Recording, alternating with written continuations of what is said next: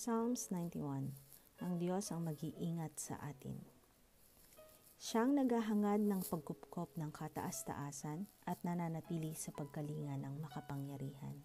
Ay makapagsasabi kay Yahweh, "Mugkat kanlungan, ikaw ang aking Diyos, ang Diyos na tangi kong pagtitiwalaan." Sa panganib at bitag, ikay kanyang ililigtas, at kahit anumang matinding salot ay di ka magdaranas. Lulukuban ka niya sa lilim ng kanyang malapad na pakpak, at sa kalinga niya ay palagi kang nakakatiyak. Iingatan niya at ipagsasanggalang pagkat siya'y matapat. Pagsapit ng gabi, di ka matatakot sa anumang bagay, maging sa gagawing bigla ang paglusob ng mga kaaway.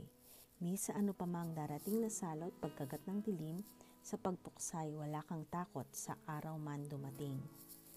Kahit na mabuwal sa iyong harapan ang 1,000 tao, sa iyong paligid ang bilang ng patay maging 10,000, di ka matatakot at natitiyak mong di ka maaano. Ika'y magmamasid at sa panonood mapapatunayan, iyong makikita taong masasamay pinaparusahan. Sapagkat si Yahweh ang iyong ginawang tagapagsanggalang at ang pinili mong mag-iingat sa iyo'y kataas-taasan. Di mo aabuting ika'y mapahamak, di mararanasan kahit anong uri mga paghihirap sa iyong tahanan. Sa kanyang mga anghel ika'y itatagubilin, saan mang dako maparoon tiyak kang iingatan. Sa kanilang mga kamay ika'y aalalayan, nang sa mga bato paamoy hindi masasaktan. Iyong tatapakan kahit mga ahas o leyong mabagsik, di ka maano sa serpiente at leyong mababangis.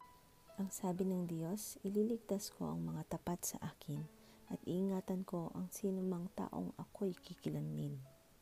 Kapag sila'y tumawag, laging handa ako na sila'y pakinggan, aking sasamahan at kung may problema ay sasaklolohan. Aking ililigtas at ang bawat isa ay pararangalan. Sila'y bibigyan ko at gagantimpalaan ng mahabang buhay at nakakatiyak tatamuhin nila aking kaligtasan.